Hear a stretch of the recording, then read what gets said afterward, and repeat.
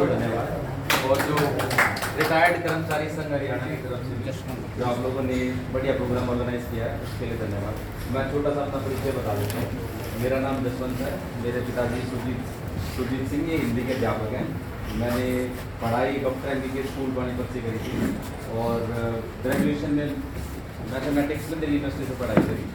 फिर 2 साल public policy governance में Tata institute of social science Hyderabad से पढ़ाई करी। उसके बाद अभी मेरा पिछले साल हरियाणा पुलिस सर्विसेज में सिलेक्शन हुआ था और अभी UPSC के एग्ज़ाम में IPS में सिलेक्शन हुआ करके कोई और दूसरी नौकरी भी पकड़ाई जाए। तो सोशल सिक्योरिटी जिसको बोलते हैं कि आपका कोई पेंशन बढ़िया तरीके से हो, हेल्थ का जो है स्वास्थ्य की अच्छी सुविधाएं हो, तो इन चीज़ों के बारे में हम भी पढ़ते थे। और भारत जैसे देश में ये एक बहुत बड़ा समस्या भी है क्योंकि सरकार बहुत कम ही खर्चा करती है इसलिए, और जो भी खर्चा करती है वो भी आखिरी तक पहुंच नहीं पाता। कहूँगा कि अगर मेरे को मौका मिला सोशल सिक्योरिटी सिस्टम बनाने का, जिससे कि जो भी रिटायर्ड लोग हैं उनकी जो भी नीड्स हैं, स्वास्थ्य की हो गई, पेंशन की होगी, तो उसकी तरफ से मैं आपसे ही वादा करूंगा कि मेरे को अगर ऐसा मौका मिला तो मैं इसकी तरफ बढ़िया तरीके से काम करूंगा। एक बार फिर से आप सभी का बहुत बहुत धन्यवाद। आशीर्वाद भाई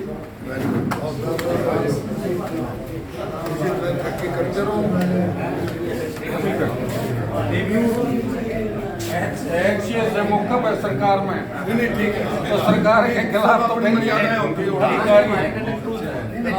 अधिकारी है यू HCS है, ट्रेनिंग पे है अभी।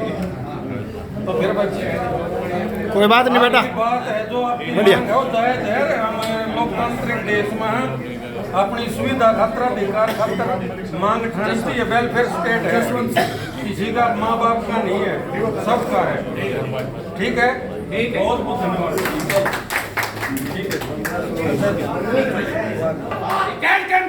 जिंदाबाद जिंदाबाद जिंदाबाद, हमारा भाईचारा जिंदाबाद जिंदाबाद जिंदाबाद, सबसे बोलो जिंदाबाद जिंदाबाद जिंदाबाद, हमारी मांगे जिंदाबाद जिंदाबाद जिंदाबाद।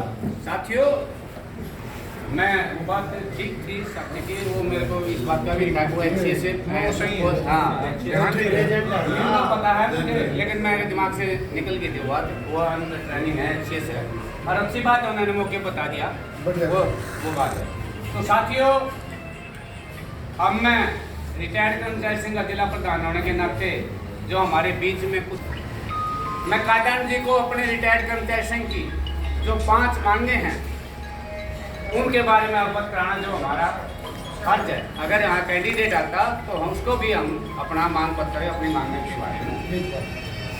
पहली हमारी मांग है कि 65, 70, 75 साल के ऊपर 5% की क्रमशः बढ़ोतरी जो कि पंजाब और हिमाचल में ऑलरेडी दे रखी है।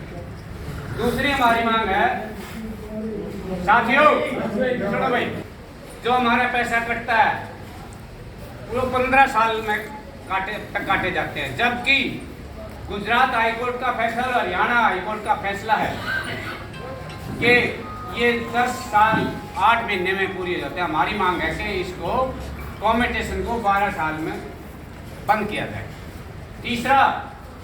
तीसरी हमारी मांग है कि जो बीमारी है वो तकरीबन इसी उम्र में आकर होती है। हमारा मेडिकल भत्ता 1000 रुपये, उसको बढ़ाकर 3000 रुपये कराया जाए और मेडिकल की कैशलेस सुविधा दी जाए।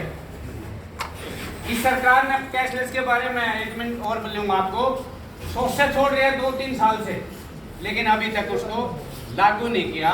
कभी तो आइडेंटिटी कार्ड पे, कभी पहले के अस्पताल पे, कभी स्वास्थ्य विभाग पे, कभी फाइनेंस डिपार्टमेंट पे कुछ कुछ करेंगे। हमारी अगली मांग है, चौथी मांग, जो फैमिली पेंशन है उनको किसी की सुविधा भी दी जाए। जब हमारे को रिटायरी को दी जाती है तो फैमिली पेंशन को भी दी जाए।